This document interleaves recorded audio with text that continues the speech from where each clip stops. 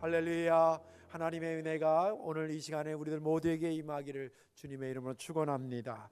오늘 말씀의 제목 한번 따라 하실까요? 교회는 하나님이 세우시고 그 능력이 하나님께 있습니다. 아멘. 믿음 되길 바랍니다. 이런 생각을 한번 하면 좋겠습니다. 하나님께서 교회를 세우시고 그럴 능력이 있어서 교회를 운영해 가시는데 어느 날 내가 거기에 쓰임 받았다는 느낌이 들면서 감사해 본 적은 있나? 하나님이 나를 쓰셨구나, 교회를 위해서 나를 쓰셨구나라는 생각에 감사한 적은 있나? 이런 생각을 하면서 말씀을 들으면 좋겠습니다. 우리 교회에 들어서면 지하 주차장 입구에 두 돌기둥이 있습니다. 먼저 사진을 좀 보여줘. 오른쪽에 보면 뭐라고 써 있어요? 이렇게 중얼거려. 중들도 아닌데. 당신의 구원, 한번 해. 당신의 구원 하나님의 바람입니다. 아멘. 예, 그게 이제 하나 딱 있고 그 옆에는 또 하나가 또 있죠. 화면 나왔죠? 힘드시죠? 하나님 품으로 오세요. 그런 말씀이 성경 구절을 인용해서 현대말로 바꿔서 이렇게 했습니다. 그 다음에 이제 1층 주차장으로 들어오시면 계단 우측에 진리의 기둥과 터라고 하는 디모데전서 3장 15절 교회를 상징하는 이야기거든요. 교회는 진리의 기둥이다. 그리고 진리가 서 있는 터다. 요걸 이제 얘기하는 건데 바울의 교회론입니다만은 그것이 써 있고 그 왼쪽에는 믿음, 소망, 사랑인데 이건 고린도전서 13장에 나오는 믿음, 소망, 사랑이 아니고 데살로니가 1장 3절에 보면 믿음의 역사, 사랑의 수고, 소망의 인내라는 말이 있어요. 거기서 믿음, 그 다음에 사랑, 소망을 이렇게 합니다. 그리고 거기를 지나서 이 예루살렘 성전에 들어오면 양쪽에 마치 기둥이 있는 것처럼 연상하기 위해서 현수막이 길게 올해 목표와 실천사항 이렇게 걸려져 있습니다.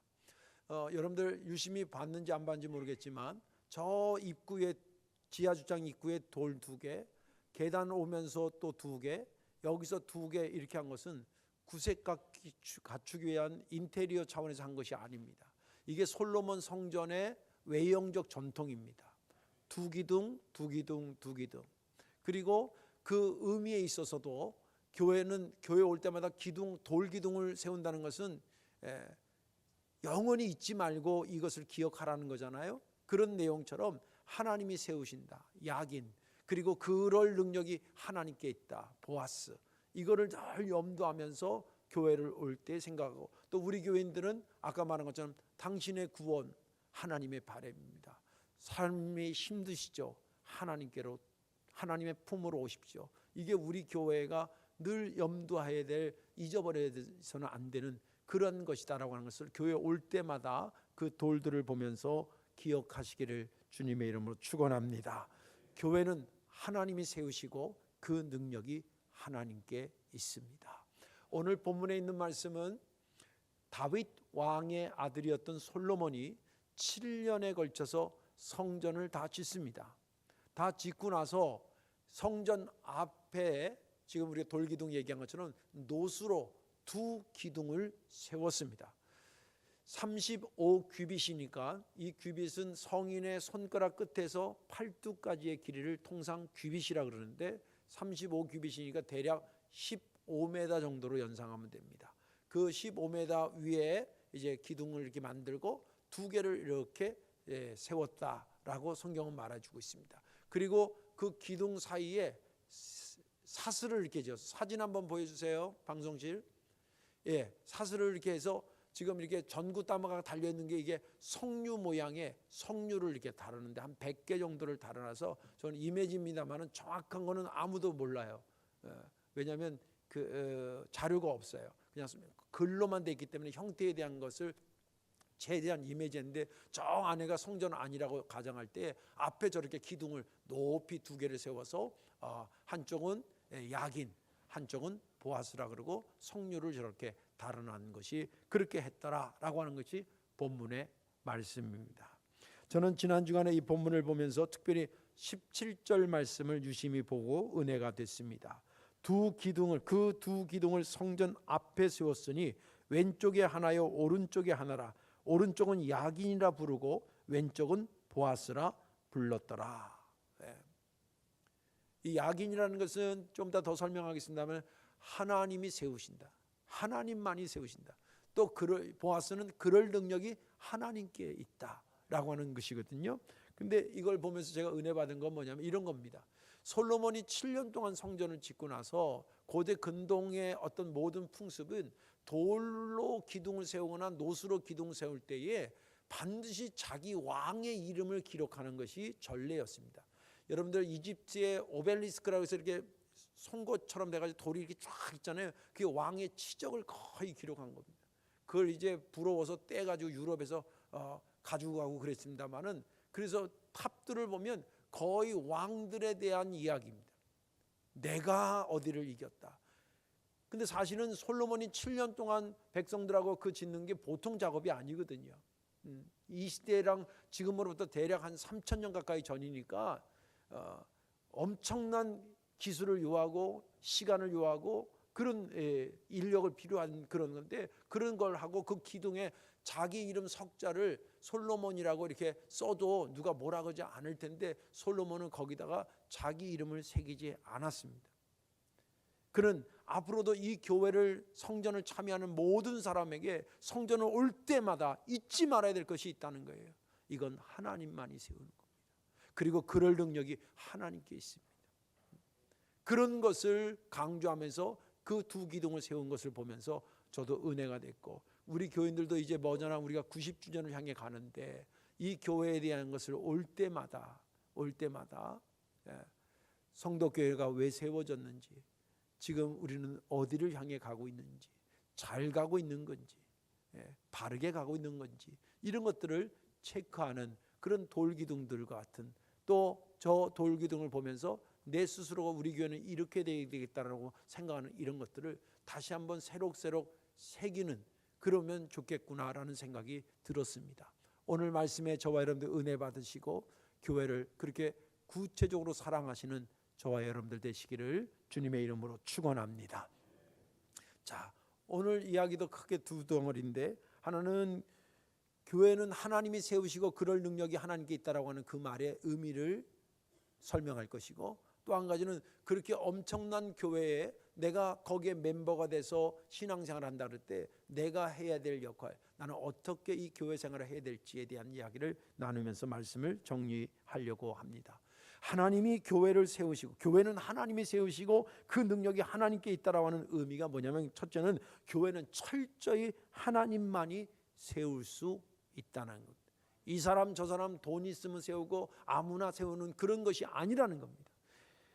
역대한 6장 15절에 이런 말씀이 기록되어 있습니다. 주께서 주의 종 내 아버지 다윗에게 허락하신 말씀을 지키되 주의 입으로 말씀하신 것을 손으로 이루심이 오늘과 같으니이다. 이것은 솔로몬이 성전을 다 짓고 나서 녹기둥까지 세우고 나서 봉헌식을 하면서 기도한 내용이에요. 여기는 두 가지의 솔로몬의 고백이, 신앙적 고백이 담겨 있습니다. 하나는 뭐냐면, 하나님은 입으로 말씀하시는 것 반드시 때가 되면 손으로 이루신다. 믿음 되시길 바랍니다. 하나님 약속한 건 반드시 이루신다. 또 한 가지는 뭐냐면, 이 성전은 하나님만이 세울 수 있다. 이 사람이나 저 사람이나 아무나 세우는 게 아니라 하나님만이 세울 수 있다 라고 하는 것을 거기에 고백하고 있습니다. 그걸 어떻게 할 수 있냐면, 이스라엘 백성들의 성전을 짓는 그 과정을 우리가 이해하면 쉽게 이해가 됩니다. 오늘 성전은 솔로몬이 지었다 그러는데, 사실은 성전의 역사를 이해하려 그러면 뭐 성막까지는 안 가더라도 다윗 시대부터 이해를 하셔야 됩니다. 다윗이 어느 날이 아니라 이제 이 나라를 다 평정하고, 그리고 어느 정도 나라가 이렇게 융성해졌을 때 늘 자기가 풀지 못한 숙제 같은 게 하나 있었는데, 그게 뭐냐면 하나님의 성전에 대한 그리움이었습니다. 자기는 좋은 왕궁에 사는데 하나님의 집은 아직까지 그때까지 천막이었어요. 우리가 흔히 말하는 성막이라고 하는 그 천막에 계셔서 너무 마음이 아파요. 이제 모든 것이 정리가 됐으니까 이제는 성전을 지을 때 아닌가 생각을 하고 성전을 짓겠다는 말씀을 자기의 담임 목사격인 나단 선지자한테 얘기를 합니다. 그래서 나단 선지자도 들으니까 너무 좋잖아요. 그래서 그렇게 하시는 게 좋겠다고 그렇게 가승낙을 받고 이제 헤어졌습니다.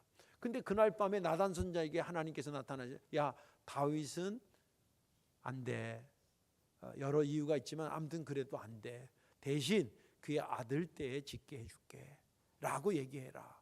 그러니까 이제 나단 선지자가 가슴이 철렁한 거예요. 왜? 자기도 조금 전에 몇 시간 전에 다윗한테 한 말이 있는데 하나님이 이르시니까, 근데 선지자라는 게 누구 말 따라야 되겠어요? 하나님 말 따라야 되니까 할 수 없이 다음날 무거운 마음을 가지고 이만희면서 이렇게 했는데 하나님께서 어젯밤에 저에게 이 성전 다윗 왕 임금님 못 짓게 한다고 그렇게 전하라고 그럽니다. 그랬더니 이제 다윗이 아유, 하나님이 뜻이면 그러면 뭐 할 수 없죠. 그리고 이제 포기합니다. 다윗이 성전 짓지 못한 것은 그가 준비를 덜했거나 건축할 건축 비용이 모자랐거나 열정이 식었거나 이래서 못 짓는 게 아니에요. 이유는 간단해. 하나님이 못 짓게 해서 못 짓는 거예요. 이 말은 무슨 말이냐면 성전을 짓고 안 짓고 그런 것의 결정은 누가 하냐면 하나님이 하신다는 거예요. 믿음 되시길 바랍니다. 신약 시대로 오면서 우리가 저번에 한번 말씀드렸잖아요. 제사가 예배가 된 것의 중심에 예수님의 피 흘리심이 있었다. 그것이 교회론적으로는 어떻게 바뀌냐면 구약 시대를 이름하여 성전 중심의 신앙 시대더라. 성전, 외형적으로 성전 중심의 신앙생활인데 예수님이 십자가 달려 돌아가시면서 어떤 시대면 교회 시대로 바뀝니다. 그래서 이제는 건물이 성전이라고 하는 의미보다는 예수를 통해서 구원받은 사람이 그 각자가 교회고 모여있는 우리가 교회고 여기서 하나님 앞에 예배를 효율적으로 드리기 위해서 이 건물 성전을 지은 겁니다. 더 성전의 의미가 더 풍부해지고 핵심으로 다가왔다라고 하는 것이죠. 그때 다시 말해서 예수님이 오셔가지고 이제 성전 시대가 교회 시대로 오면서 더 정확하게 이 교회는 하나님만이 세울 수밖에 없다는 것이 뚜렷해졌다는 거예요. 그것을 인용한 말씀이 요한복음 2장 19절의 말씀입니다. 요한복음 2장 19절에 이렇게 기록되어 있습니다. 예수께서 대답하여 이르시되 너희가 이 성전을 어떻게 헐어라. 내가 사흘 동안에 일으키리라. 이건 십자가에 돌아가시고 3일 만에 부활해서 완성하실 교회를 얘기하는 것이고, 사도행전 20장 28절에 이렇게 기록되어 있습니다. 하나님이 자기 피로 사신 교회를 말하기를 예수님의 피로 샀다, 그래서 만들었다라고 얘기하면서 그 교회를 보살피게 하셨느니라 라고 얘기합니다. 요한복음 2장의 말씀이나 사도행전 20장이 지금 읽은 말씀의 그 핵심은 교회는 예수님이 당신의 피로 세운다라고 하는 겁니다. 우리의 구원받은 내가 교회라 그럴 때 내가 구원받아서 교회가 되는 것은 내 노력도 아니고 누가 도와줘서도 아니고 오직 예수님의 피 흘리심 때문에 내가 교회가 됐다는 거예요. 이것을 우리가 꼭 기억하셔야 됩니다. 우리 성덕교회 여러 수고하신 분들이 있지만 성덕교회를 세우신 분은 하나님이시고 그렇게 하신 분도 하나님이십니다. 그럴 능력이 있는 분도 하나님입니다. 이 사실을 우리가 알아야 될 이유가 뭐냐면 이것을 신학적으로 교회 설립의 절대성이라고 합니다. 이 말은 아무나 돈 있고 땅 있으면 교회를 지을 수 있다가 아니라는 거예요. 예배당은 지을 수 있어도 교회는, 성전은 지을 수 없다. 누구만이? 하나님만이 지을 수 있다는 거예요. 그러니까 그런 성전 설립의, 교회 설립의 절대성 때문에 이 세워진 성덕교회는 소중하고 값지고, 이 세워진 여러분들 각자의 구원받은 여러분들이 교회라 그럴 때 여러분들은 정말 소중하고 값지고 축복 중에 축복이라는 걸 알아야 된다는 거예요. 여러분들 성덕교회에 내가 멤버라고 하는 자부심이 있습니까? 내가 이 교회 교인이라고 하는 것, 내가 하나님의 백성이고 내가 주님의 은혜로 교회가 됐다라고 하는 것에 대한 믿음의 자부심이 있어야 된다는 거예요. 이것은 보통 귀하고 값진 것이 아니고 소중한 것이 아니고 축복 중에 축복이라는 사실입니다. 그걸 인지하셔야 된다는 거예요. 예, 그런 겁니다. 그래서 야긴 하나님이 세운다 그럴 때 하나님만이 세운다는 거예요. 여러분들을 교회 만드시고 성도교회를 교회 만드신 분이 누구냐면 하나님이고 하나님만이 그것을 만들어서 우리에게 복된 존재가 되게 하시고 성도교회를 복되게 성별하셨다는 것에 감사하는 저와 여러분들 되시기를 주님의 이름으로 축원합니다. 또 한 가지 의미는 뭐냐면 교회를 교회되게 하시는 분 역시 하나님이라고 하는 것입니다. 교회를 세우신 분도 하나님이고 교회를 교회되게 하시는 분도 역시 하나님이라는 거예요. 역대하 3장 17절 아까 읽은 말씀 다시 한번 읽겠습니다. 그 두 기둥을 성전 앞에 세웠으니 하나는 왼쪽에 하나요 오른쪽에 하나라. 오른쪽의 것은 야긴이라 부르고 왼쪽의 것은 보아스라 불렀더라. 이것은 아까 말씀대로 솔로몬이 성전을 짓고 두 기둥을 세웠다는 얘기인데, 이거는 읽는 우리보다 이 말을 고백하고 있는 솔로몬의 그 가슴을 우리는 따라갈 길이 없어요. 솔로몬이 지금 이 말할 때 보통 감격스럽게 말한 말이 아닐 겁니다. 마치 이것은 제가 우리 성도교 사성전 질 때 제가 여기 없었잖아요. 근데 그 당시에 최강용 목사님하고 여러 장로님들과 교인들이 십시일반 참여하고 기도하면서 이 사성전을 만들었을 거예요. 그러니까 내가 사성전 짓느라고 고생하셨구나 이런 느낌하고, 실제 최강용 목사님과 함께 사성전을 지어서 봉헌식했던 여러분들의 감정은 내가 따라갈 길이 없다 이 말이에요. 근데 왜 솔로몬이 그렇게 가슴이 벅찼을까? 이 말 하나에 이거 야긴입니다. 이거 보았습니다. 교회는 하나님이 세우는 겁니다. 하나님만이 그럴 능력이 있습니다. 이 말한 솔로몬이 왜 그렇게 감격했을까? 성전 짓는 그 당시의 배경을 이해하면 쉽게 이해가 돼요. 여러분들 솔로몬이 아버지 때부터 준비를 아무리 잘하고 열심히 지어도 못 짓게 되는 위험 요소들이 여러 개가 있었어요. 그 중에 뺄 수 없는 게 전쟁이 나면 안 돼. 여러분들 이거 몇 년 동안 지었다고요? 7년 동안 지었는데 7년 동안 전쟁이 한 번도 안 났어요. 성경에 조금 여기 성경에 관심 있는 분들 역대 상하라든지 열왕기 상하라든지 뭐 사무엘 상하 읽으면 왕들의 이야기가 쭉 나오는데 왕들의 이야기 읽다 보면 전쟁 이야기가 빠지질 않아요. 북쪽에서는 아수르라든지 뭐 바벨론이나 얘네들이 막 밑으로 내려올 때 밟고 지나가는, 지정학적으로 그래. 이스라엘 밟고 밑으로 내려가고, 애굽 애들을 위로 치러 올라갈 때 밟고 올라가는 데가 이스라엘이에요. 그러니까 애굽이 오면 안 되고 저기 아수르가 내려오면 안 돼요. 몇 년 동안? 7년 동안. 그리고 그것만 있는 게 아니에요. 옆에 도시 국가들이 있는데 대표적인 게 블레셋 기억나시죠? 모압, 암몬, 에돔, 아람. 얘네들이 올망졸망인데 이느끼 치고받고 맨날 싸워. 예. 근데 그런 전쟁도 여러분 성전 짓고 있는데 지금 심혈을 기울여 성전 짓고 있는데 조그마한 나라라도 쳐들어오면 이게 얼마나 국력이 힘들어지는 거예요. 정신이 분산되고. 그리고 또 왕들의 이야기를 보다 보면 구테타 이야기가 많아요. 그래서 뭐 시므리 왕조가 없어지고 뭐 오므리 왕조가 또 사라지고 뭐 누가 구테타를 일으키고 이런 이야기들이 많아. 심지어는 자식이 아버지를 치는 일도 있었어요. 근데 7년 동안 솔로몬이 성전 지을 동안에 그런 일이 한 번도 없어요. 네. 제가 협성대학교에서 그 성서 배경사 공부할 때 그 김성 교수라는 분이 그러더라고요. 이때 다윗하고 솔로몬 시대 때에 사실은 애굽이나 아수르가 쳐들어오면 100점 100패 할 수밖에 없대 이스라엘은. 왜냐하면 이건 권투로 말하면 프라이드급하고 헤비급하고 싸움이기 때문에 애굽이 이스라엘이 쳐들어오면 쟤들이 쳐들어오면 이길 수가 없대요. 도망가든지 그래야지. 그런데 그 당시에는 안 왔다는 거예요. 안 온 이유가 뭐냐면 애굽은 애굽대로 내분이 많았다는 거예요. 그 시대, 그 시기에. 또 아수르도 막 거기에 아수르, 바벨론, 또 페르시아가 막 신생되고 막 이러면서 거기에 나름대로 하느라고 다른 나라를 쳐들어갈 생각을 못했대. 공교롭게도 그렇게 됐다는 거예요, 역사적으로. 그런데 믿음의 눈으로 보면 그게 우연이 된 게 아니라 하나님의 역사를 만들기 위해서 이것을 잠재우고 있었던 거예요. 믿음 되시길 바랍니다.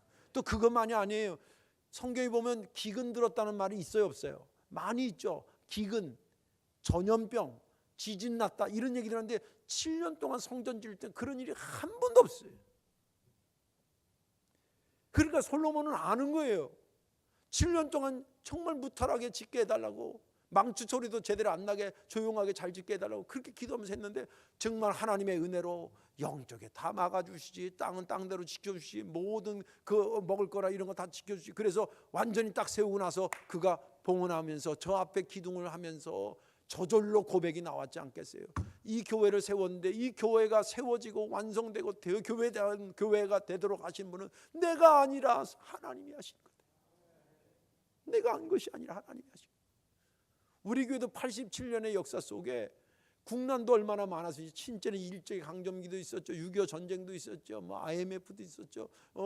코로나도 있었죠. 별의별 것들이 많았는데 하나님께서 성도교회를 지켜주시고 여러분들 믿음을 지켜서 오늘의 이런 줄로 믿으시기 바랍니다. 내가 교회라 할 때 나를 나되게 하신 분이 하나님이에요. 우리 교회를 우리 교회 되게 하신 분이 하나님이에요.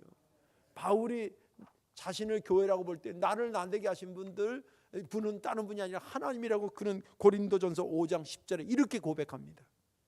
그러나 내가 나에 다 된 것은 하나님의 은혜로 된 것이니 내게 주신 그의 은혜가 헛되지 아니하여 내가 모든 사람보다 더 많이 수고하였으나 내가 한 것이 아니라 오직 나와 함께 하신 하나님의 은혜로다. 바울이 이걸 어느 정도 많은 사람들 박수를 받고 존경받을 때에 바울 목사님 어떻게 그렇게 훌륭한 목사님이 되셨어요? 아주 목사님처럼 훌륭하신 분이 세상에 어디 있어요? 그럴 때 그런 말 하지 마세요. 나는 내가 돼서 오늘 이 자리에 왔다고 보지 않아요. 내가 이 자리에 여러분들이 날 몰라서 그렇지 나는 이 자리에 있을 만한 자격이 없어요. 다 하나님의 은혜로 내가 오늘 여러분들이 된 거예요.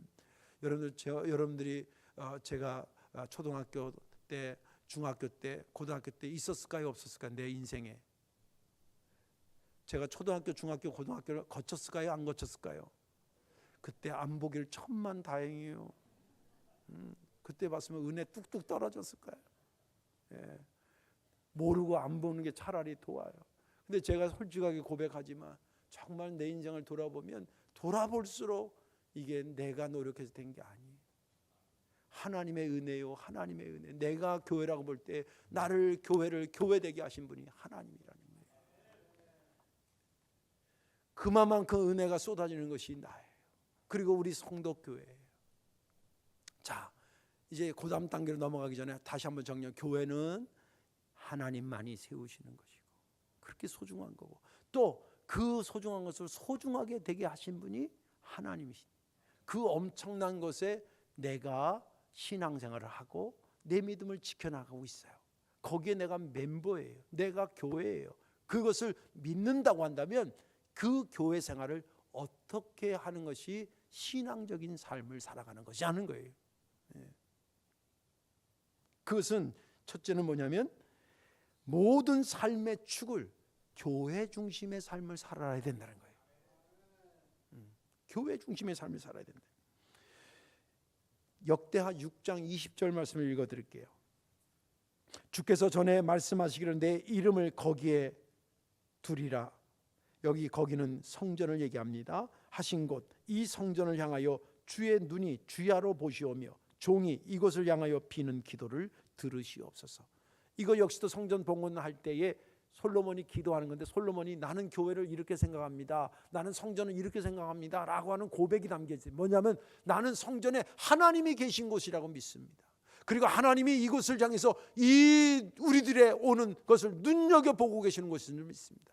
하나님 또 성전을 자기는 이야기를 여기 와서 성도들이 기도할 때 그 기도를 하나님이 들어 응답하시는 것이 교회인 줄로 믿습니다. 그 얘기예요.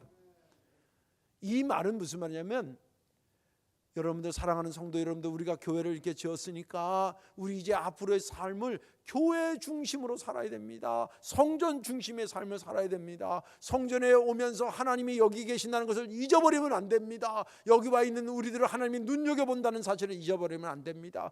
힘들고 어려울 때 딴 데 가지 마세요. 여기 와서 하나님 앞에 부르짖어 기도해서 응답 받으세요. 그 뜻이에요.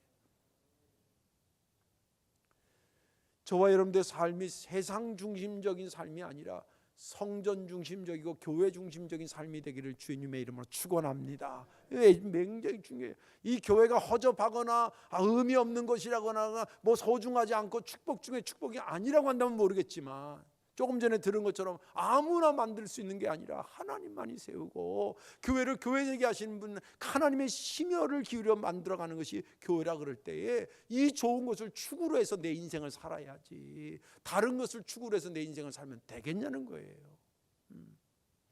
여러분들, 교회를 축으로 해서 사는 건 그렇게 어렵지 않아요. 여러분, 삶을 여러 가지로 분석하고 의미를 두지만 제가 생각하는 삶이라는 게 이런 거예요. 여러분, 하루에 간단하게 하루의 삶을 생각해 보세요. 시간, 물질, 의미예요.